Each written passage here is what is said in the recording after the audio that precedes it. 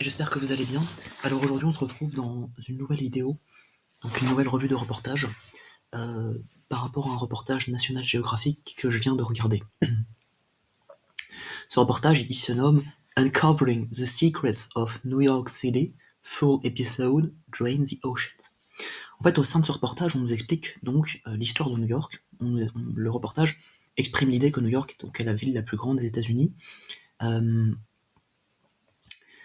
Il faut savoir qu'elle fait à peu près 300 square miles, et elle contient à peu près 8,5 millions de gens, d'habitants.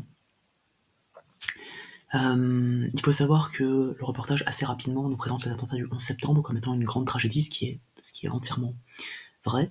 1,10 tonnes de débris ont été relâchés dans l'air.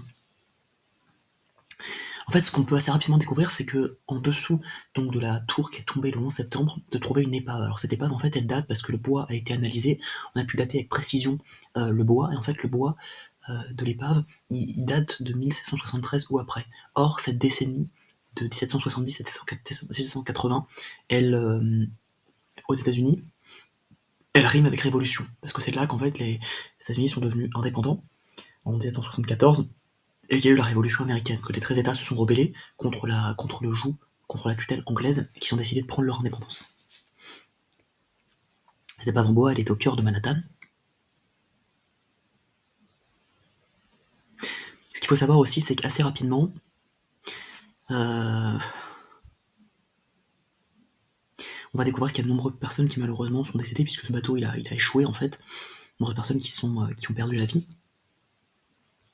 En fait, ce dont on va nous parler, c'est un événement tragique qui a eu lieu après la Révolution, où 11 000 hommes sont morts à bord d'un bateau, à cause des maladies, à cause de la promiscuité, à cause du manque d'espace pour respirer, pour se mouvoir. Et donc ça va faire énormément de victimes. Il y a une zone à New York qui était à proximité d'un port, où il y avait des bateaux qui stagnaient, et qui donc emprisonnaient de nombreux habitants, et ça va être particulièrement mortifère.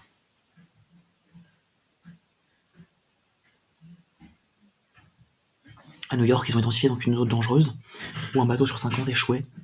Donc il y avait un port, et en fait ils ont réussi, à l'aide d'un scanner, d'un sonar, identifier, donc drain the ocean, c'est-à-dire retirer l'eau des océans pour identifier ce qu'il y avait dans le sous-sol.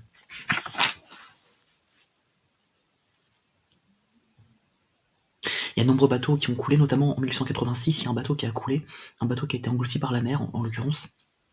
Il faut savoir qu'il arrivait de l'Angleterre, et en fait il arrivait en pleine nuit, et le problème c'est qu'il a confondu la lumière du phare avec la lumière d'un autre bateau, et donc il est rentré en collision avec un autre bateau. Il a fini par couler parce qu'il était impacté, il était endommagé, et donc le bateau a progressivement coulé dans la mer, et bien heureusement les personnes qui étaient à bord du bateau ont réussi à être secourues par d'autres bateaux qui affluaient, qui arrivaient, qui convergeaient vers le bateau qui avait été endommagé. Il faut savoir qu'à une époque, 650 000 immigrants arrivaient tous les ans à New York, notamment par Ellis Island, qui a ouvert en 1882. Les bateaux devaient aller de plus en plus vite et être de plus en plus performants, donc qui fonctionnaient au charbon.